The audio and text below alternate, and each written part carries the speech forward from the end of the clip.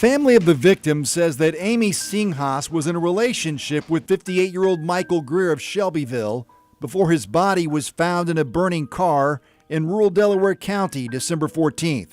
Singhas is one of 5 people charged with murder, arson, kidnapping, criminal confinement, obstruction of justice, and now additional charges. Imagine a quiet, unassuming man living his life in a relationship he believed in.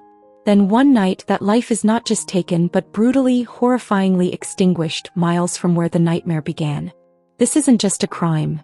It's a journey into the darkest corners of human depravity, a story of betrayal, torture, and a chilling end that defies belief. Stay with us because the details of Michael Greer's final hours and the twisted minds behind them are something you need to hear. Welcome to Laws and Criminals. Today we delve into a case that shook the quiet communities of Indianapolis and Delaware County, Indiana. It's the story of a man named Michael D. Greer, a 58-year-old from Shelbyville, whose life ended in a way no human being should ever experience. This isn't just about a murder. It's about a methodical, multi-stage act of violence orchestrated by those he knew and in one case loved. Our story begins in the early hours of Sunday, December 14, 2025. The exact trigger for the horror that unfolded that night remains somewhat shrouded, but what is clear is that the nightmare for Michael Greer commenced at a residence in the 3200 block of East Vermont Street in Indianapolis. This location, according to investigators, became the initial scene of an unspeakable assault.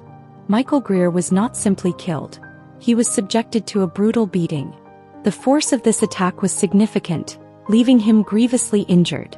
But the violence didn't stop there. He was also shot. The specific type of firearm or the number of shots hasn't been widely detailed, but the fact remains. Michael Greer was shot, further incapacitating him. He was a man in his late 50s, likely overwhelmed and outnumbered by his assailants. The assailants in question would soon be identified as a chilling collective, interconnected by various relationships and a shared participation in this heinous act. At the heart of it all was Amy Singhas, 43 years old, Michael Greer's girlfriend. This detail alone casts a sickening pall over the entire narrative. The person meant to be closest to him, his romantic partner, is now accused of orchestrating or at the very least, being a central figure in his demise. Also present during this initial assault or intimately involved in its immediate aftermath were other individuals who would soon face the full weight of the law. Tallis McCoy, 43, and Megan Sloan, 30.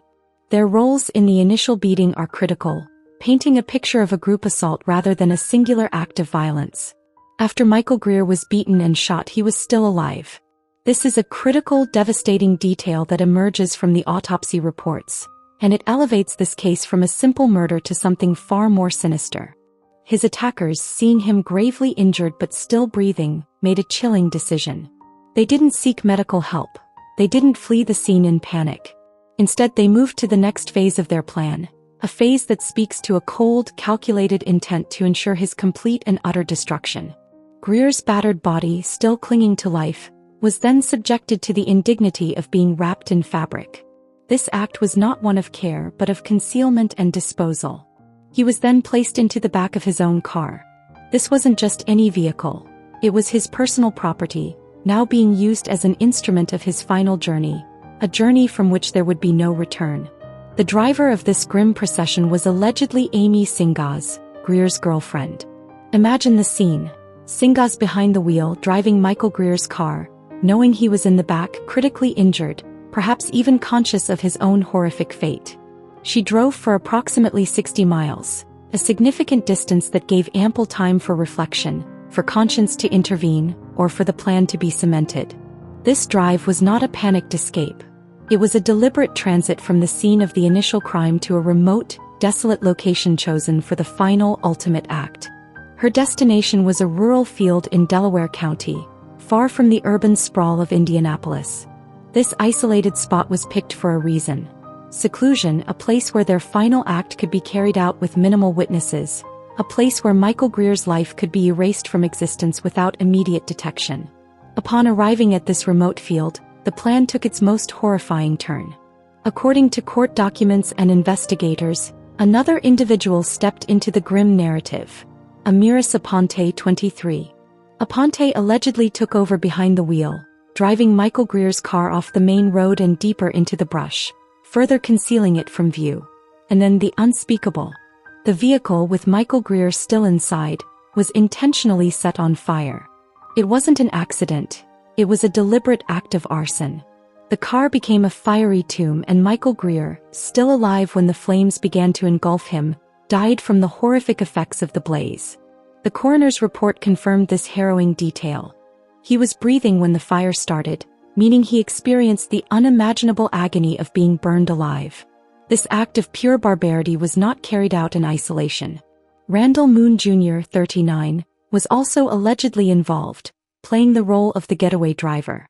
He reportedly followed the group in a separate vehicle, ensuring that once the fiery act was complete, the perpetrators could swiftly escape the scene, leaving behind the inferno and the unspeakable horror within.